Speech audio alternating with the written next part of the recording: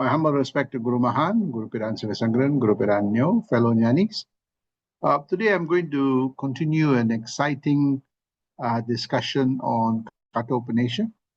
And basically I'm going to talk about the mindset that one needs to access this knowledge that is spoken about by great saints and sages, and also in the Upanishad, and about the self and the Brahman, the kind of mindset that is needed. And we're going to study the three characters in a little bit more detail on why some people get it and why some people don't get it, right? So I'm going to take you through this before we go in depth into the knowledge of the self. So what I want to cover today is the qualities needed to access the knowledge about the message in the Upanishad. So each of the Upanishads, there are many Upanishads, that they have essential message. And for that matter, any scriptures, right? So it talks about the Brahman, that formless, dimensionless, reality, the self, and our universe, and how our universe manifests from the Brahman and how we get caught up with all those things. So the kind of qualities that a human being or a person needs to be able to access this knowledge. Not everyone can get access to this knowledge. One needs to prepare the mind to this knowledge, like for any other knowledge, right? If you want to become a medical doctor to study the body, you have to prepare yourself. If you want to be an accountant, the same thing. If you want to be a lawyer, so it's the preparation to understand the rules of whatever you are studying. So in this, we are going to see the kind of mindset that is needed to be able to access this knowledge, right? So I'm going to cover this essence, but with a picture form, right? So what is this story? This story is about, a character called Nachiketa, and about, Lord Yama. And I spoke about this, but I'm going to give you the essential characteristics, the mindset of all the different players in this scripture. Right? It's one of the oldest scripture, and for me, I found this one of the most profound and exciting, journey going through this, understanding it, and it's part of the deeper philosophical understanding of what we call the Sanatana Dharma. So again, the way of life that makes the mind powerful, resilience, and be able to transition from that external material fleeting world to the internal, eternal and universal dimension that is embedded in the core of our being. So this Sanatana Dharma is spoken through this Katha Upanishad as a conversation between Lord Yama and Nachiketa. It's describing the nature of the soul. All of us have it, but many of us don't understand it nor have experienced it because our focus is somewhere else. So the kind of quality of mind that one needs to have to be able to access this knowledge of the self that is embedded in all of us. So here it is. So I want to start off with Vajasravas because all of us have this quality of Vajasravas, right? So Vajasravas is very religious and very ritualistic, right? So many of us, practice things in a very mechanical way without understanding things in depth. So Vajasravas is one of those characters that depicts some element of us, right? We do things blindly without understanding. We don't question it, nor do we challenge it, or no, we think about it very deeply because it's, doing it is easy, right? We don't have to stretch our minds, right? So whereas if you explore deeper, that requires a lot of research, that requires a lot of, effort, and you have to, use the brains more intensively. So people find easy way out. They outsource all those things. So Vajasravas is the same thing. He read it. He was very ritualistic, but lacked the practice of purity because all the scriptures talk about purity in thoughts, in words, in action, right? Sometimes he has it, sometimes he doesn't. So truly, he lacked that practice of purity, the truth in that practice, right? So, because these practices talk about what is true living, what is divine living. And somehow this was not there in his, uh, you know, beingness, in his practice. So he focused on the form because everybody is watching him. So he does it for the sake of what others are observing, and not for the sake of him, realizing the truth.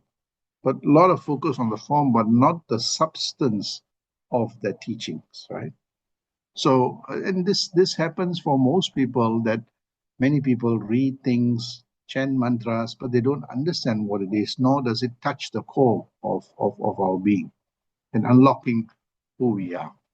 So this, and most of it is done in a material way, right? And I'm sure most people, when they practice, they expect something in return, right? Whether it's spiritual practice, religious practice, so they expect something material, which is fine, But sometimes the over materialistic thing can blind us on the essence of what a spiritual living is. And in that process, we don't realize the true nature of what the scriptures are trying to teach us, what the practice is trying to, unlock for us. So we don't get the full benefit or full value of these practices. And this is true for anything that we do. If we learn things in a superficial way, we would not get the maximum value from that teachings. So here it is, Vajasravas was practicing this, and his son was observing this. And the son was taught these practices, and he knew that the father is deviating from these teachings.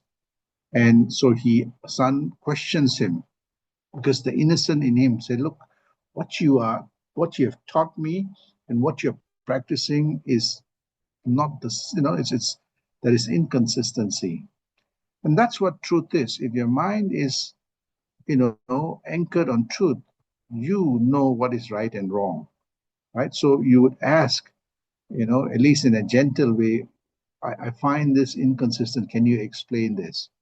So in the previous satsangs, I spoke about how Vajasravas does this yaga, which is supposed to give the best things.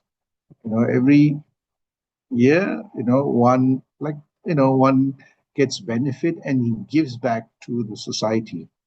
But that's not what, and that's what the yaga calls for, that one gives the best thing that divinity has blessed us back to society, back to the people that are having challenges and difficulties, which includes not just material things, but also time and, good words and encouragement and, inspirational things. So things was quite, he practices in a very materialistic way, and that blinds. And this happens for most of us, where we see that, we get so caught up.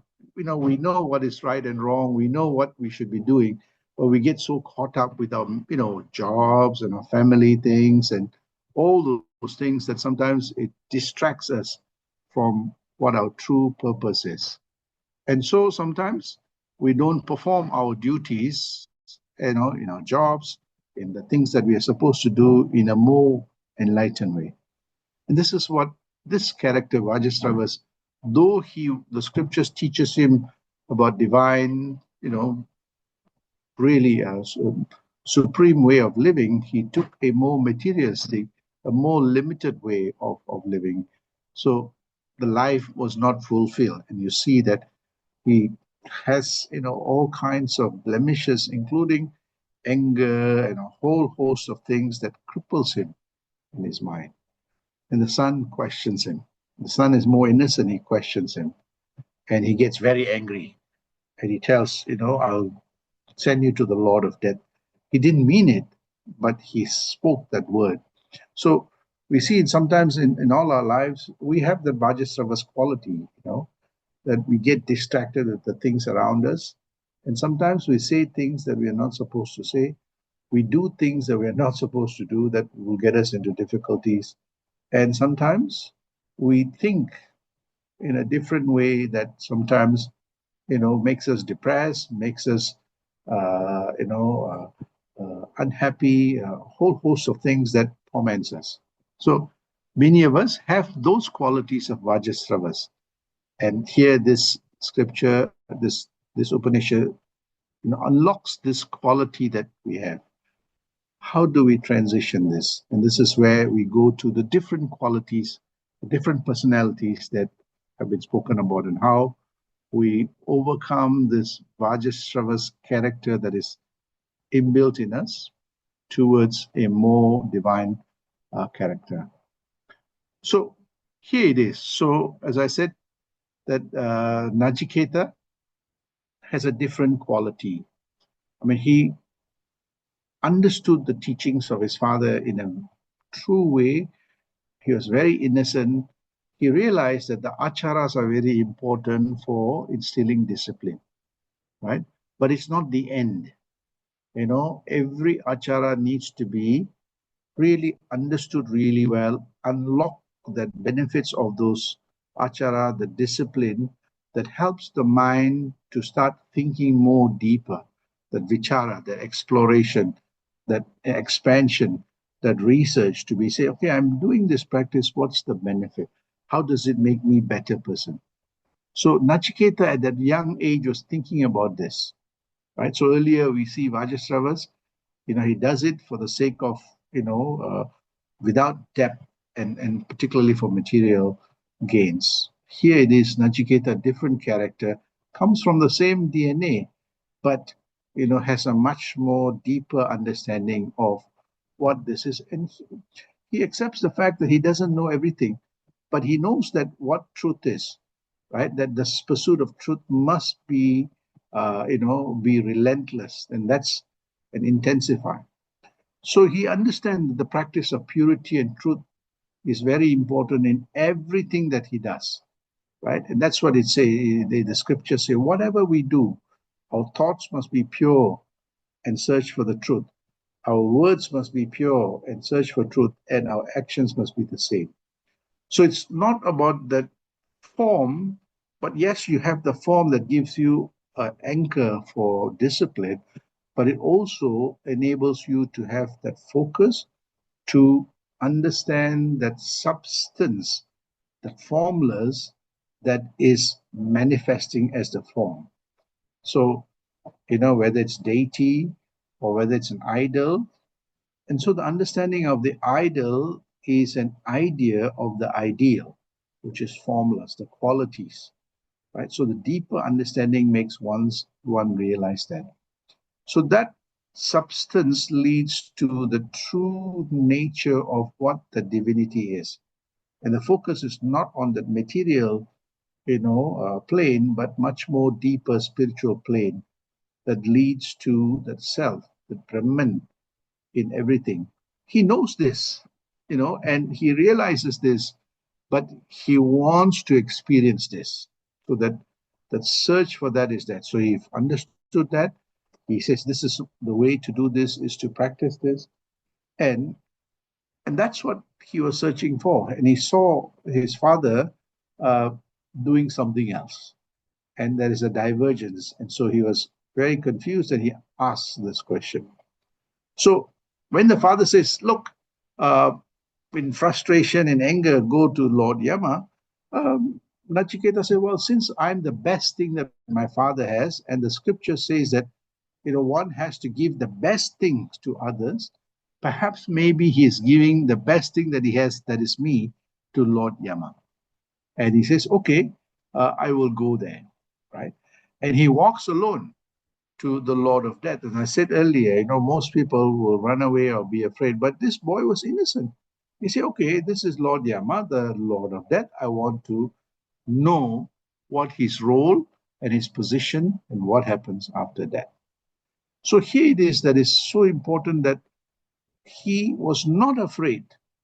Most human beings would be afraid because they are afraid of losing their materiality, their body, and all the desires and experiences that comes with the body. But here it is that this boy understood the scriptures really well, that the body is just temporary. So there must be something more, eternal. And he said, I'm going to ask this question. I'm going to go. So he goes to see Lord Yama. And the beautiful thing is that he goes there and he waits for 3 days, as I said in the pre. And he didn't want his mind to be distracted. For 3 days, he didn't take any food. He didn't want to be disturbed. No sleep, in a state of complete absorption to know what happens after death. Only the Lord of death can give this answer. So basically, he wanted to know, okay, the scriptures say about self-realization, God realization, Brahman, the universe, the self. I want to know more about this. So basically, it is the essence of the I God philosophy that Mahan and other great saints have pursued, like Nachiketa, to know what this is. So that is a very important quality, the character that I learned from Nachiketa, that if we want to know something really, really well, we need to have that intensity, right? We have intensity for many, many things, but somehow in that spiritual pursuit, we put it sideline, we do everything else, and when we have time, we do the spiritual pursuit. So here, Nachiketa said he understood, he focused on the spiritual pursuit, but he spiritualized everything. And he wants to know more in terms of what happens, what is the self, what is Brahman, and what is this life all about. So that intensity is really important. So that's a very important character that I learned from Nachiketa. Right? And being innocent, but also not worried about anything. Right? So what did I learn from Nachiketa? So he says, look, he sat down patiently waiting. And there are times in our lives that we don't get everything that we want. There are times that it's delayed. There are times that we don't get it at all, right? And the same thing with Nachiketa, the quality is that it's okay. When somebody says no, it means new opportunities, right? So he sat down diligently, he practiced patience, persistence, and perseverance. No, he waited with great patience, he persevered, and he persistence in his mind that I am going to meet Lord Yama to ask more about what happens after death. Is there a soul? Who's Brahman? All those things. Right? So he waited, without fear, without food, in the state of stillness and focus, not being perturbed by even a single material thought. So that was a very important lesson for me, that if we want to discover the most subtle thing that is embedded in our DNA, which is God or the consciousness, or you can call it whatever, our mind must be diligently practicing patience, perseverance, persistence, right? The state of stillness is so important. Let not be perturbed by anything. And that's what would take that? What would give us that? So diligently practicing that introspection, who am I? What am I? Like what Nachiketa did. He really understood the scriptures very well. He talks about Brahman, he talks about the universe, he talks about the self, he talks about a whole host. So he really understood things very well. He understood theoretically the relationship between them. He contemplated, how does it relate to me? I understand it theoretically. How does it relate to me? And he started reflecting, are there moments that I experience the body? How do I experience, are there moments I experience the gap where I become from the transitoriness to the internal? And then how do I realize that Brahman? Though it is very theoretical, are there practices that I can get glimpses of that? And this is where I started meditating. The scriptures talk about meditation. The scriptures talk about introspection, contemplation, reflection, all that. The first three are actually vichara, right? So he was transitioning from that achara, the rituals that gives him the discipline of prayers, chanting, meditation, to the vichara. And when he started doing the vichara, the meditation improves more intensively. And the mind became dissolved and very service oriented. And you'll see later on in the description, he became more altruistic, more universal in his outlook. So we see that that intensity of the mindset was so important for one to discover the truth. If you have, spiritual pursuit as part-time, I'm sorry, one would not be able to get this. So this intensity is so important. So I want to talk about a lot. So I've talked about Vajasravas. So all of us have the Vajasravas quality. We have, our gurus teaches us on how to acquire that Nachiketa-like qualities. I was very fortunate that I had a guru that taught me, how to think about preparing the mind to that Nachiketa type of mind, right? So now Lord Yama's character is also really important, right? He is a teacher of self-realization. There are many teachers of self-realization. There are many yamas that come into our lives, right? And here is this that is really important, right? Most people take their gurus for granted, right? And that's why they don't get the knowledge, right? So teachers in our lives, so many teachers of self-realization come, but we don't value them, right? It's how Nachiketa valued Lord Yama. And he waited for Lord Yama. And that's what a true disciple or true seeker is. When there's a teacher there that can give you that, all that you have to be able to get that knowledge. This is what I see that, he saw Lord Yama. Lord Yama was a teacher of self-realization. And there are so many Yamas that walk into our lives, right? And he knows that this teacher respect for the laws of the universe. The teacher will not bend the rules for anyone, but the teacher will teach you the laws of the universe. Swami says, Iparamam, Aparamam, Yega Paraparamam, Ennul Nanarinde. He says that he teaches the laws of that material universe and the spiritual realm, right? But he's only willing to teach for those who are interested, not for everyone, right? So this teacher knows a true teacher will only teach those who are very interested, right? And we saw that in the life of Mahan. He was searching for many years until a teacher observed him and said, okay, I'm going to show you something. In that same way, when we prepare our mind, the teachers will appear. And when the teachers come, we have to really, really appreciate, because there's a process called spiritual osmosis, right? That happens. When you take it very lightly, you will not get the full knowledge. Lord Yama is also very interesting. So he is willing to teach, but he does not give the knowledge easily, right? But does all kinds of testing to see if you are serious and truthful in your pursuit, right? Which is really, and that's what a true teacher would be. He would not give it easily because you would not have value for it. He will test you first before, giving you the knowledge.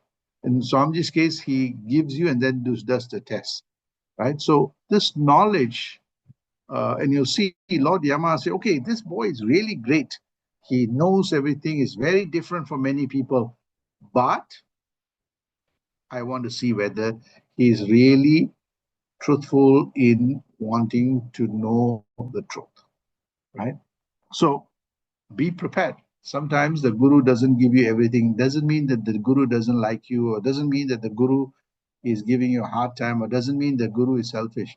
The guru wants to see whether you are truly searching for this knowledge, because sometimes, when it's like a teacher. The teacher works really hard to give, and the student is not paying attention. So one day come, another day, 10 days don't come. How do you teach anything? Because this knowledge requires consistent intensity. And this is what Lord Yama is testing him, right?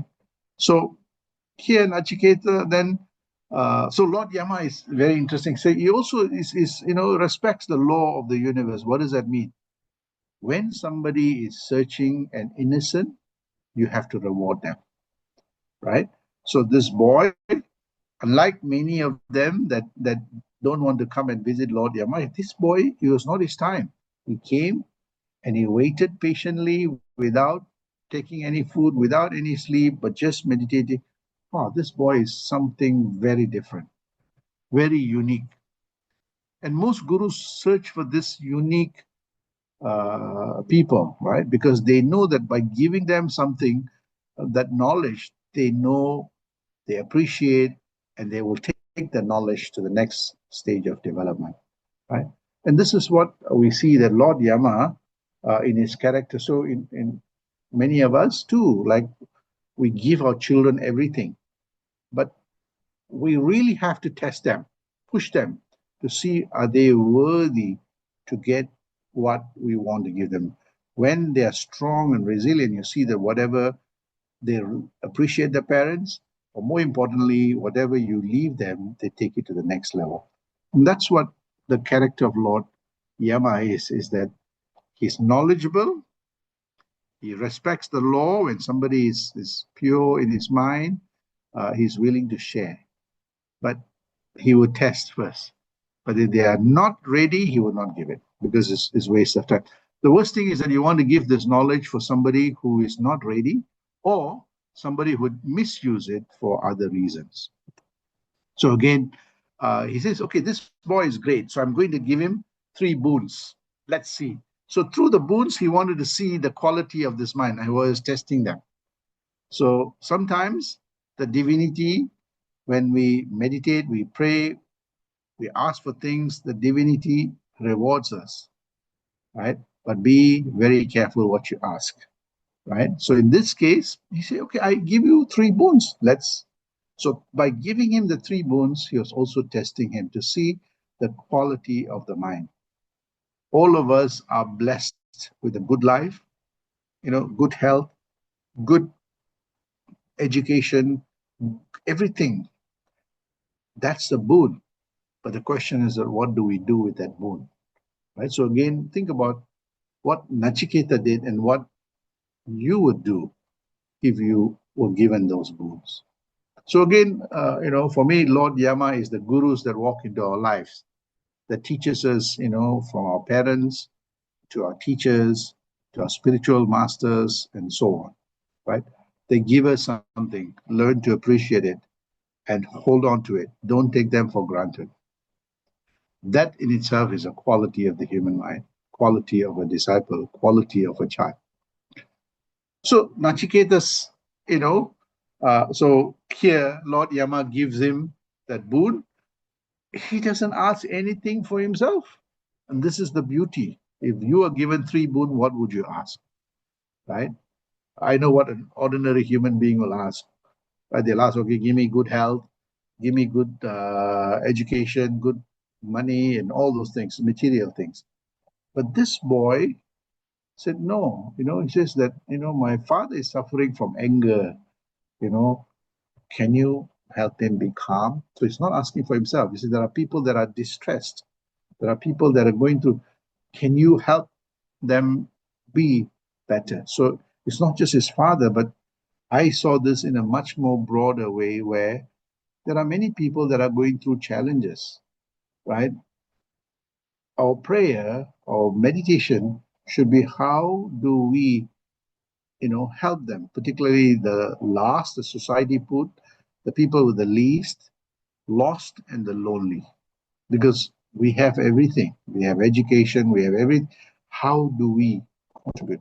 And that's what the boon one that Nachiketa asks, right? The second boon is that he says, I want to know about that self-discovery, or people talk about, self-realization, talk about heaven, the Vaikunta, this practice, right? Can you teach me? He's asking, can you teach me meditation, right? So he's not asking for anything material. He said, I want to learn this art of meditation, right? And the last boon he asks is about what's life and what's death. So you see, this boy, he knows about the scriptures, he learned about it, but he wants to know in depth. He wants to experience this. So the mind was very curious. right? And Lord Yama had the knowledge of this, but he wanted to see what this boy's questions would be. And he was very fascinated. He said, I give him three boons, and he's asking not for himself, but he's asking, number one, about others. Number two is about the self-discovery method. And number three is about something very profound about death, which not even the demigods will ask this question. So very fascinating. So by reading this, I say, wow, look at the quality of the mind. Do I possess that character of that Nachiketa? So, but Lord Yama was very interesting. He said, okay, great. This boy had this quality that I have not seen, but I want to see whether this is real. Nachiketa also went through this test. In all our lives, we're going to go through many tests. We're going to have difficult people, difficult things happen to us. We may lose things. We may see people angry with us. All those things are tests. They too are part of the divinity, right? So here, Nachiketa was also tested, but he was unflinching in his spiritual pursuit. So, come what may, he says, whatever it is, I'm not going to change my direction. I want to know, this truth about that self. So the first two boons were given to him. And of course, as I said in the previous satsang, boon one, no problem. Boon two, also he taught him, and he did really well on discovering that meditational practice, which is named after him. But boon three is the one that Lord Yama was a little bit concerned. This boy is asking this question, and he started saying, "Oh, is he real?" So he started asking, "Don't ask this question, about death and all those things. You're still young. You just, enjoy life, right?" So Lord Yama allures him with many material things. In our lives, we get allured by many, many things. When satsang's happening, we have traffic jam, we have this, we have that, we give all the excuses. When we're supposed to meditate, we give, excuses, right? So we're busy with job, we're busy with many, many things. So we put things aside. Right? So here, Nachiketa says, no, you can give me everything, I'm not interested.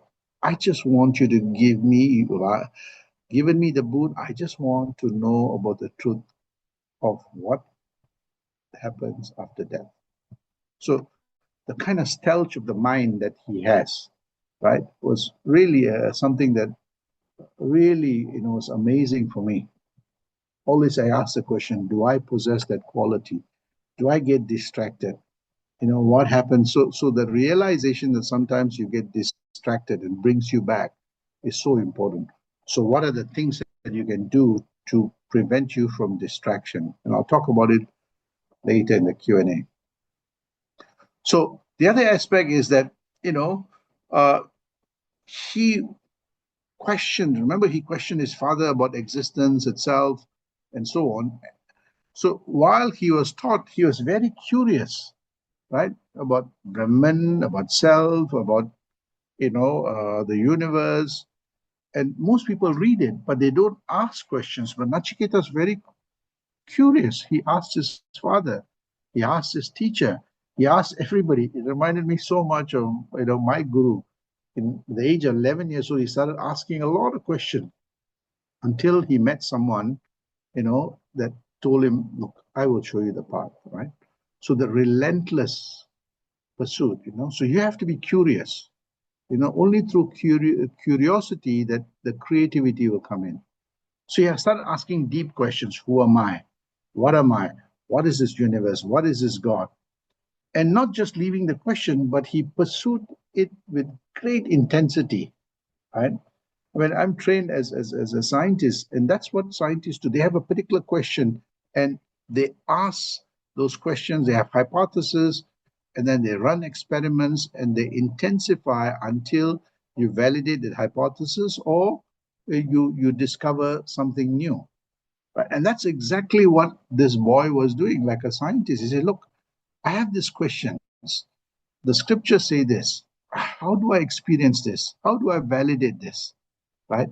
And through this formulation and postulation and experimentation and discoveries where one attains that wisdom knowledge.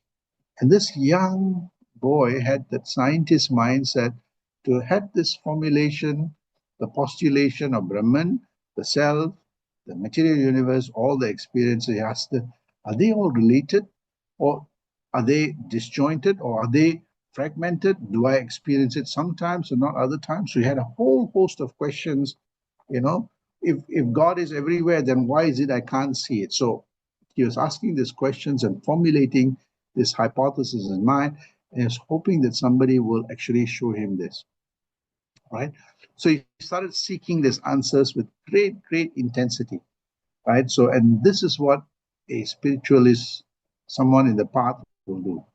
If you want to discover the truth, you have to have this kind of mindset. So this is a very important character that I learned early on from Mahan and from Nachiketa, from Guru Sangaran, and many. They had that relentless search. They all had that formulation of the hypothesis, you know. That's how the philosophies come. They validate those philosophies, they experience it, and they get that wisdom knowledge. So when he started doing, he realized that to formulate, to have that hypothesis, to really put it together in perspective, and try to formulate the hypothesis properly, and then the method to discover, validate or not, requires great understanding and practice of viveka. Viveka means the search for truth, an unbiased approach to understanding this truth. You're not colored by your belief system, you're not colored by your practices. It's just pure, unbiased perspective. So that is what Viveka is, to be able to realize what is truth and what is not true, what is Maya and what is real, what is eternal and what is, transitory. So it's that kind of distinction. That is what Viveka is, the ability to discriminate between what is real and unreal, what is fleeting and what is eternal. So again, for me, it's the mindset that he was taught, that, as I said earlier, formulating that hypothesis and then finding methods to validate this. And you'll see in chapter 2, when I cover next week, Lord Yama takes him through that process of how do you validate it. But that requires for him to practice. You have to practice Vairagya. Vairagya means not be caught up on the search and the needs of the material desire. So as a scientist, you should not be caught up in it, because that could bias and color your understanding of the truth, right? So you have to step back and observe, right? So Lord Yama is going to teach him how to observe with an unbiased perspective. So the notion of observer is so important. So this Vairagya is, not being caught up in the muddle of everything, right? So your body can bias things. So you have to be able to step back to observe things without the bias of the body or the instrumentation that you have, right? So for me, when I was reading this, I said, wow, this is fantastic. This is a fantastic scientific analysis that Lord Yama is going to teach him. Now, when that happens, so the Viveka and Vairagya is so important, So while you are trying to discover divinity, you don't want your material apparatus to color it. It has to be an unbiased perspective. So when that happens, the Viveka and Vairagya help the mind deepen, not from the material perspective, but start deepening inside, going within oneself. That eternal pursuit started, right? So the mind is enraptured. Oh, wow, I can't color this perspective using my apparatus, my organ, my sensory, organs. But I have to step back from that through a practice which Lord Yama taught me, which is the Nachiketa fire, or that meditational practice, or the introspection, contemplation, reflection, and meditational practice, which is so important to help me silence this mind from all these material desires so that my mind can be enraptured by the self which is not blemished by this material world. So again, you see that it's step by step the perspective that led the mind to slowly break away from the gravity of materiality to rest on that spiritual realm that is core to our being. And that can only happen if one have that selfless part of the boon one and the boon two of learning to go within to quieten the mind down. So here again, a very important character that I learned from Nachiketa. So Nachiketa's mind then slowly over time started discovering the true nature of reality. And you'll see later on when we cover in chapter 2 that he understands. Lord Yama is now going deeper to teach him this because he realized that this boy's mind is prepared. Remember, Lord Yama tested him to see whether he's ready, right? And when he relentlessly was not caught up by the desires and the things that Lord Yama is giving him, Lord Yama said, this boy is ready. He's really wanting to know the true nature of Brahman, the self, and this universe. So this boy has a mind that is pursuing this unbiased approach to reality. Okay, I'm going to show him how to do this. Right. So here it is. I reflected back, that the guru only gives the disciple what they are ready for, right? If they want, small things, yeah, okay, you do this, it'll happen, right? But most people get caught up with this. But Nachiketa was not like that. He pursued the ultimate goal of understanding the reality, right? And the guru tested him and said, okay, this boy is ready. So he takes him through the journey, right? So the true nature of reality of consciousness is what his mind is focused on. It is slowly, you'll see over time, that as this knowledge is infused by Lord Yama, it is that which gives us transcendental to the birth and the death. You can only understand that if the mind is pure. If the mind is colored by everything else, I don't think the knowledge of Yama would would be able to give him that. And Lord Yama knows this.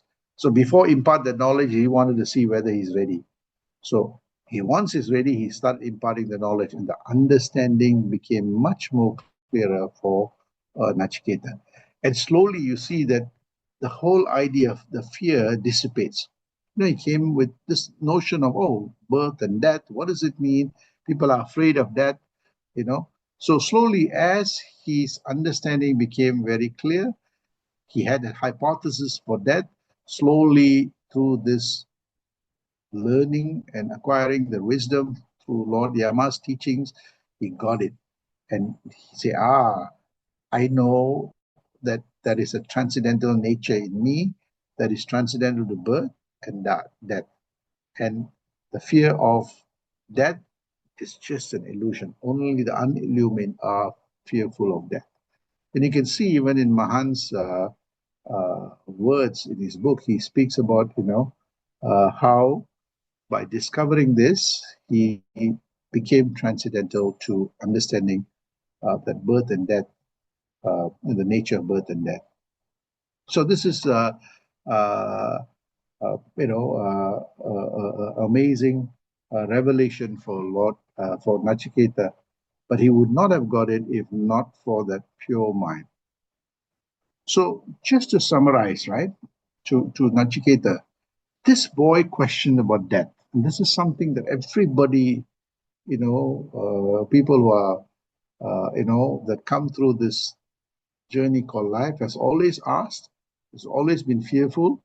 And in the scriptures, it also talks about a lot of the demigods also had questions on this. But this young child that walked to Lord Yama's house without fear, without any expectation, right, returned with the knowledge of immortality. So what were the qualities, right? He had this gratitude Gratitude for what? The gratitude that the knowledge that he acquired from the scriptures from his father, and gratitude for the knowledge of all the great saints and sages that have written this knowledge, that he says that it is upon me that I know this, that I need to, I learned about this, but I now need to unlock this knowledge and make it available to everybody. If I know about that, I can actually talk about it. So, many of us go to school, universities, and everything. It's mostly for our own benefit. But how many of us say that, look, I've acquired this knowledge for the betterment of everybody else? And that's the gratitude that I learned from Nachiketa. And that's the gratitude I learned from my guru, that I acquired this knowledge so that I can liberate others from this fear of death, right? So that gratitude was one of the qualities that I saw in Nachiketa, and I saw that in my guru. The second one is that he went and waited, outside, Lord Yama's place. There's patience, perseverance, and persistence, right? A guru will teach you something, but you have to be patient, you have to be persistent and persevere to acquire, to unlock that knowledge. If you keep waiting and say, oh, tomorrow, tomorrow, no. When a guru gives you something, you should really, really harness it, right? So this is a quality that I saw in Nachiketa. I saw that in my Guru Mahan. Once you get this knowledge and that intensity, you master. There's a mastery of that ICRMS. So the Guru teaches you how to introspect, contemplate, reflect, and meditate, and also be of service to others, right? Imbibing that as a core value of our life, right? And that mastery, as we master the ICRMS, and what Nachiketa did, you see that the discovery of the self happens naturally, right? It becomes effortless, right? And when that happens, you see that the awareness of the self becomes so profound. You realize the divinity not just in you, but in everything around you, you know. And when you do that, something very fascinating happens, and you see the quality of Nachiketa as we go along. The humility. Say, I don't know everything. I read about it. Can you teach me? Can I learn from you? Right? Humility, the paniva, is so important. We don't know everything, but at least we can say, can you teach me?